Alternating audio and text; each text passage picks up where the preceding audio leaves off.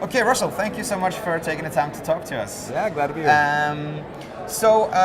We're from Scandinavia, and we've been hearing a lot about landing pages and funnels and things like that. And to be honest, I think that the Scandinavian market is not using landing pages as much as they do in the US. Yeah. Can you please just explain like the basics of what a landing page is and the difference between that and a website? Yeah, for sure. I mean, I look at like when I got started, I've been doing this for about 12 years now. And back then it was funny because we'd set up a website and we'd spend some money to drive traffic to it and it would just work, right? You put $1 in ads in and make $2 back out. Yeah. And it was really easy at first.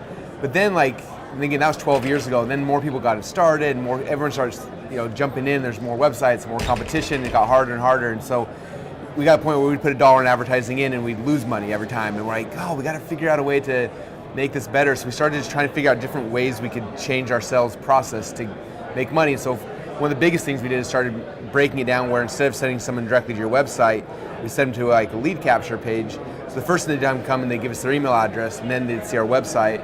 And at first we actually, it made us less money at first because less people saw our website, but we were getting everyone's email addresses, so then we could follow up with them and kind of keep trying to sell them. And because of that, over like 3 or 5 days, we'd start making more and more money from that. Yeah. And so it was cool. So then we started putting $1 in ads back in, and we get $2 would come back out, and so it started working. And that's kind of where it first started. And then from there, again, that's just landing pages. And then we started looking at like, how else do we make this funnel better? So then we started adding like upsells and downsells, and just it really took our businesses from like a flat website with all your products to step 1 is getting their email address, step 2 selling them one product, and the next step selling the next one, and by breaking the sequence down like that, it made it so we could make 10 times as much money from the same amount of traffic coming through, and That's made awesome. it all profitable again. Yeah. Would you say that a landing page is more important now in 2015 than it was in 2013 or 2012? For us, yeah, it is for sure. Just because you look like what asset in your business is worth a lot of money, right? Like the biggest asset is like your list, and that's how we grow our list now. And like for example, if I go to Facebook and I spend $2 or say $1 to get somebody to come to my website, that's like a one-time transaction, then it's gone, right? Yeah. But we focus and put that $1 to get somebody to give us their email address. Now we own that person's name and we can get them to our website over and over. And so for us, that's our focus, is like driving people, getting them on, taking them to the landing page, getting them on our email list, and then that's the asset we focus on.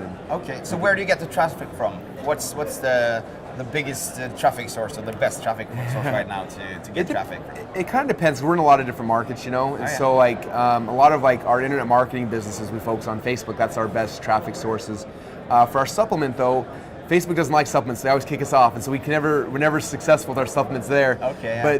But like banner ads on news sites and blogs is what has made our supplement blow up really, really big. And so kind of depends on the different businesses. Every business is kind of different, but I think primarily the main ones, the 3 that we get most of our traffic from, are Facebook, and then from banner ads on people's blogs, and then the third would be renting ads in people's email newsletters. Oh yeah. And those are the 3 that probably drive 95% of all the traffic for us. So can any business get into landing pages and funnels and stuff, or is it for just internet stuff and things like that? It's funny, people ask me that a lot, and I've got a friend who's kind of like my guinea pig on stuff like that, because he has a real business. He's a chiropractor. Oh yeah. And he always is like, well, how does this internet thing work for me? Because I don't, and so we always test things out with him, and so it's been fun. We actually, what he does for his chiropractic business is he goes to restaurants and he'll put in like a jar that says, put in your business card for free adjustment, or things like that. And that's how he's grown his business offline forever. And so we said, okay, let's take that concept, let's put it online. So we made a website. It was a landing page. It was like the same thing. It's like, give us your email address for free, the same free gift he was giving at the stores. Smart. And then went to Facebook and drove ads through there. Yeah. And he was just getting leads like crazy, just boom, boom, boom, coming in for the same offer he was doing offline, but doing it online through a landing page. Yeah. And he's built his company 2 or 3 times over just by adding in the same offline lead generation he's doing, adding it online. And it's been amazing for him. So yeah, it definitely works for all. Sometimes you have to think about it a little bit, like how do I make this relate to my business? But so far, I've never found a business that we couldn't figure out how to make it work just by tweaking a couple things, Cool. So I also have one last question for you, because you're kind of a very well-known person in this sphere, and you create a lot of different kind of content. I follow your podcast, Marketing in Your Car. That's really cool. And I follow your website and your newsletters and stuff like that. But everyone here is talking about that they need to create more content, more media. Media is kind of the new currency almost to get people in to websites and stuff like that. But how important is it for a brand or a business to create a lot of content to get people around your brand? Do you just need a good landing page with just a good sales letter, or is it smart to have more content all around the places? A year ago, I would have given you a different answer. A year ago, we focused more on just landing page paid ads, but it's interesting, look at the ad networks like Facebook and other ones, like they don't like us doing that kind of thing. They want us to promote content on their sites. And so because of that, they're punishing people that are going straight to landing pages sometimes, and they're rewarding people that are going to content.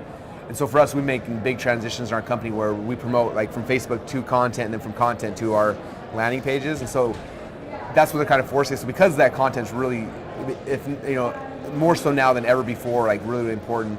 The biggest thing I found though is it can be hard to create content, especially all the time. And so it's getting good at figuring out a way that's easy for you. Like, my podcast, like I tried to do a podcast for years. I'd record an episode and then I would never do it again. And finally I was like, if I'm gonna actually do this, I'm gonna do it on my phone while I'm driving to the office. And so I literally pull my phone out of my pocket, I click record and I drive and I do it. That's amazing. And then because of that, it gets done. Like I've done 105 episodes now. And I didn't even think about it, but I went back and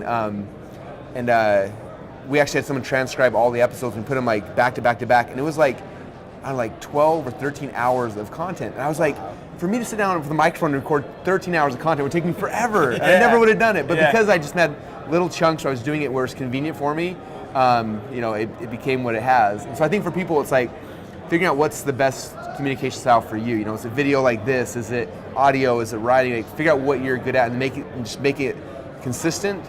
Because if it's something that you don't love or you're not consistent, it never will do anything. So being very consistent is the key, and doing it in a format that you love, that you'll be able to keep up with, and those are kind of the keys that we found. Awesome.